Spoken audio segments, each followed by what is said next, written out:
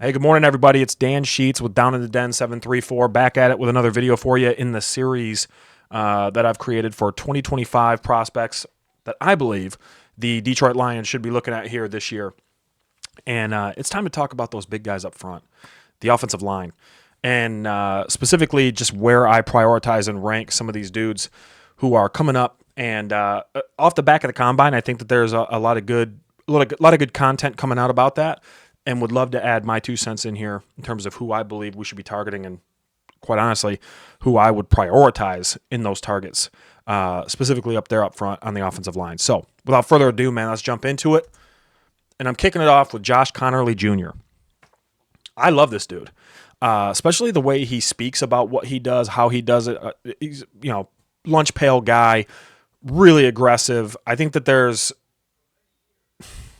a lot I like about him, but the number one thing is going to be his versatility, his ability to jump inside on the guard spot to also go outside at tackle, and his willingness to do so. I think that there's a lot of really good interviews that he's given where he talks about the mindset he has, his upbringing, how he goes about doing his job and doing it well, aggressive and disciplined.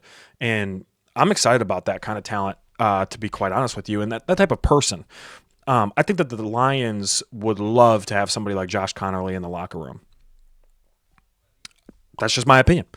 965 snaps, 1 sack allowed in 2024. I did hear an interview where he was defending his record because I think it said it was 2 sacks. He had 2 sacks against him, maybe in his career at Oregon. And this was on the NFL Network on SiriusXM Radio. And he was talking about how those weren't his fault necessarily. One was like, they were both scheme related, but one was a naked out to the left, and the quarterback was supposed to get rid of the ball. I love that kind of, we'll call it confidence. I don't want to call it like cockiness or arrogance. And it wasn't malicious in any way, shape, or form. I just love the way he's defending his record. So, getting into the tape here, man. You can see he is good with his hands and his feet. Pass rush seems to be what he is most comfortable with, which let's call a spade, dude. The Lions love to air the ball out, and for good reason. We have incredible offensive weapons there through the air. So I'm excited about seeing a guy like big number 76 getting out here in screens, especially because, hello, Jahmyr Gibbs. But look at the way that he keeps his center of gravity just straight up, good in the frame.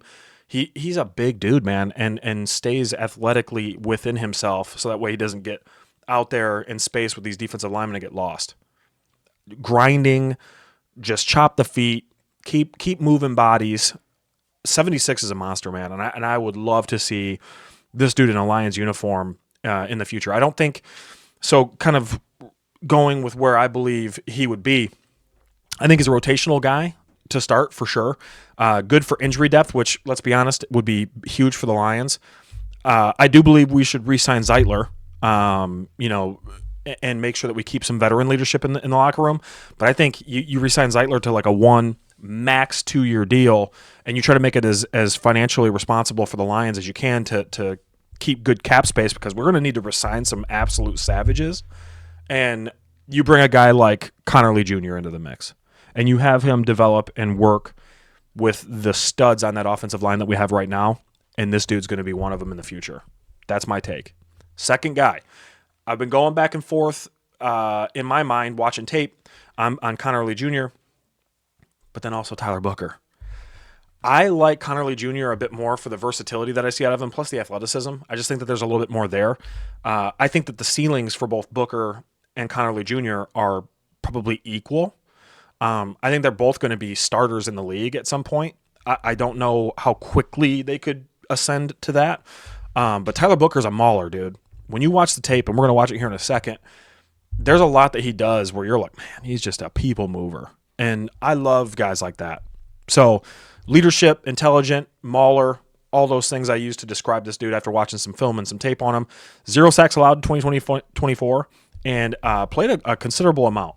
And I know that he also had articulated that he would be okay with moving out to tackle if necessary as well, but he's a guard, and I'm okay with that. Looking at the film, you can see number 52 here getting out on a pole and just doing his job, doing it to the best of his ability. Like I said, it shows up on tape of just how big this dude is. Like, some guys, you see the stats, you see their height and weight, and you're like, okay, that's a big dude. But then you see a guy like 52 out here in that middle, and you're just like, man, you are a big dude. Manhandling guys who are also massive. He's in the interior, okay? And I love the way he blocks. He blocks with intent. He wants to move you. He wants to drive you in the dirt. And you're going to see it in a few clips here as we progress. He finishes blocks, man. He doesn't just, chill out, hang out, after he's done his job for a 3 count, 2 count, whatever. That guy continues to grind until the refs got to tell him to stop, And I love that, man. I love that mentality.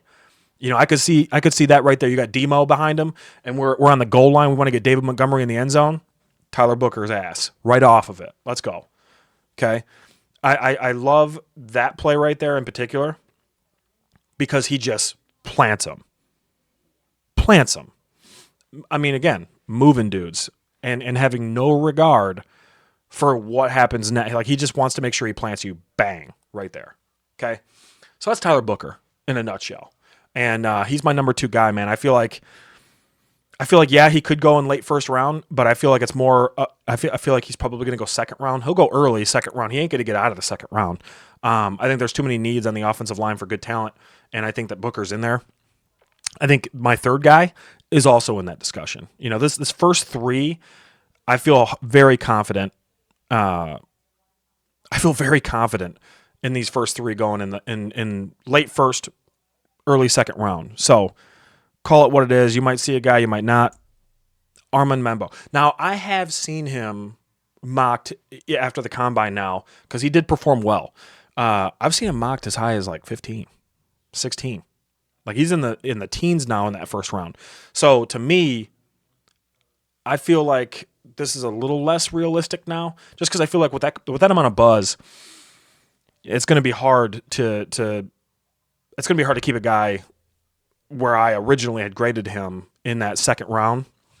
It's going to be hard to keep him there, in my opinion. I think that teams are going to take a jump at him, and you're going to see why. Dude's a grinder. He's versatile, good in both the pass and run, and that's huge for me because I want to see guys like Tyler Booker. I think Tyler Booker is a bit better at the run blocking aspects of things. He's a bit more aggressive in the run block than he might be in the pass set, but he can still do pass blocking as well. All 3 of these guys are great in both dynamics of the offense. So that's why they're in the top 3, on top of everything else that comes with them. So looking at some film of this guy, all right, he played a lot at right tackle, has no problem playing guard, and even said that he's taken some snaps and would be open to doing that. I love how he blocks in space. When he gets out there, he doesn't get lost with himself. He stays within his frame, and while he does overextend at times and his feet are a little too close together, it's his quickness that kind of reinforces everything else. Like, he's able to do his job effectively because of how quick and athletic he is for his size. Not to mention the fact he's a pretty strong dude. And, I mean, right there, he's just moving bodies and finished a block well after the play was over, which I love to see. I think that's the mentality. Like, I love it's going to sound interesting to come out of my mouth. I love a nasty offensive lineman. I want someone who plays with a chip on their shoulder at all times. Mahogany is a guy that we drafted last year later in the rounds. He's a gem. That dude is going to be a stud for us.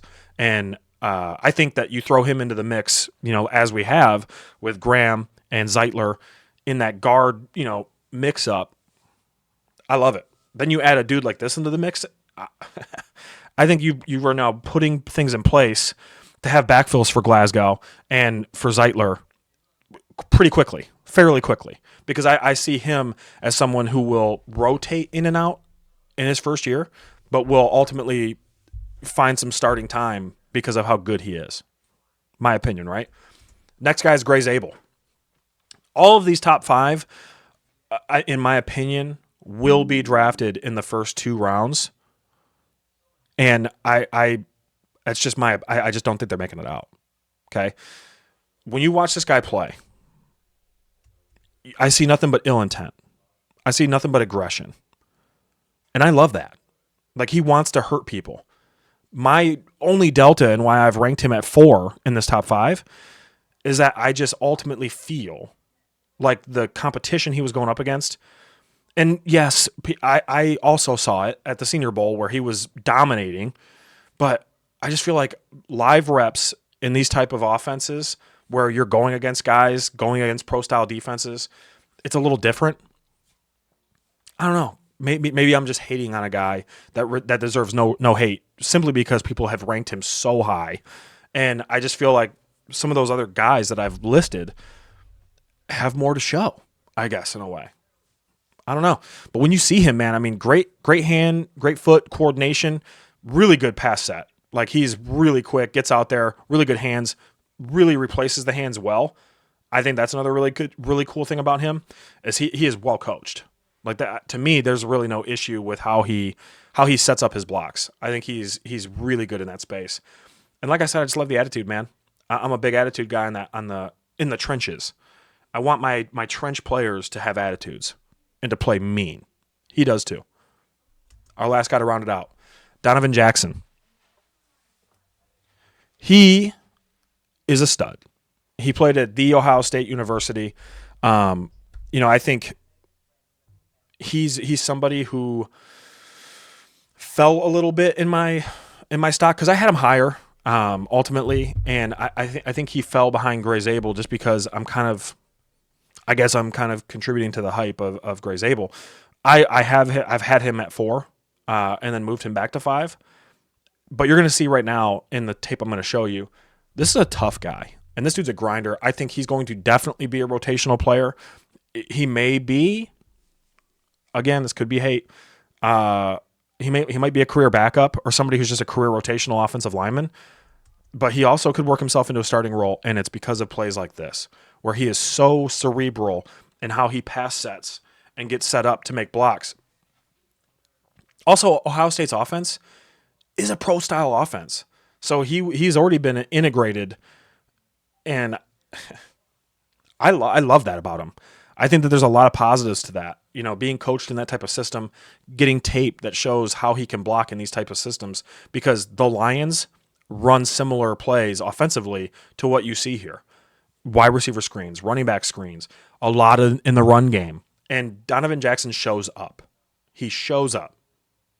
So to me, you can't go wrong with any of these top 5. You really can't. And it was tough for me, especially after the first 3, to identify where those last 2 are going to kind of end up, because I could go either way with those guys. And say the Lions decide to draft higher, priority targets, either at edge rush or linebacker or whatever, quarterback, because I'm big on that right now. Donovan Jackson could be there in the 3rd round. That's kind of how I'm seeing him, how I'm valuing that. So let me know what you guys think, man, in the comments. Let me know what you guys are seeing in the top 5 that I put out here. And am I on the right page, with some of you guys? Obviously, it's subjective. It's my opinion. And these are the guys that I see as the top 5 offensive linemen that can be drafted by the Detroit Lions in this upcoming draft. Let me know. All right, get down there in the comments. Let me know what you guys think. But until next time, man, I appreciate you guys stopping by and watching the video, man. We'll see you on the next one.